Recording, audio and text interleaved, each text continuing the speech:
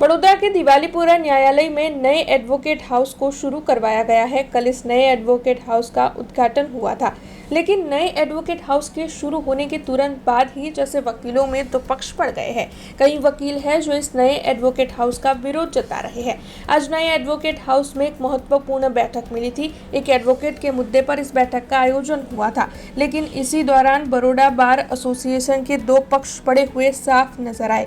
कई एडवोकेट्स जो है वो इस नए एडवोकेट हाउस का विरोध जताते हुए दिखाई दिए। तब इस बारे में बड़ौदा बार एसोसिएशन के प्रमुख नलिन पटेल ने प्रतिक्रिया दी। बड़ौदा बार एसोसिएशन ने एक ત્રીજું એટલે કે નવીન બિલ્ડિંગ આપવામાં આવ્યું છે એડવોકેટ માટે। એ ગઈકાલે તમામ વકીલો માટે ખુલ્લું મૂકવામાં આવેલું છે। આ બિલ્ડિંગમાં વિશેષતા કશી નથી, પરંતુ ફર્સ્ટ ફ્લોર પર આખું આયોજન એક લેડીઝ રૂમનું કર્યું છે, કોન્ફરન્સ રૂમનું કર્યું છે અને બરોડા બાર એસોસિએશનની ઓફિસ જે બહુ નાની પડતી હતી એને વિશાળ કક્ષામાં આપવામાં આવી।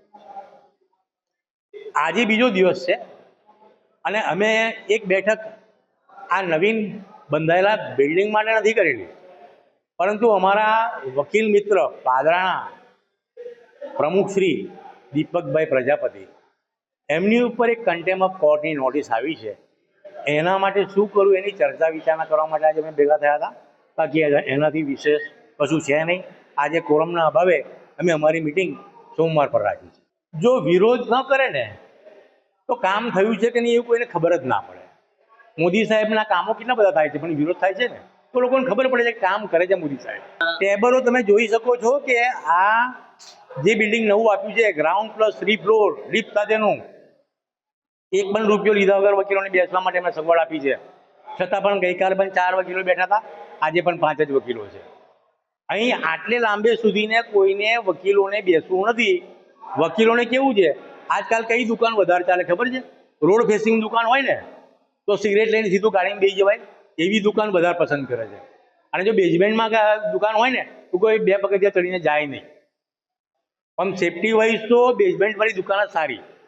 એવી રીતે જો જોવા જઈએ તો અહીંયા પણ એવું છે, વકીલોને કોર્ટ રૂમ જે છે એની બહાર ટેબલ મળતું હોય ને તો એ પસંદ પહેલાં કરે। કેમ કે પોકાર પડે ને તરત રિપોર્ટ આપી દેવાય।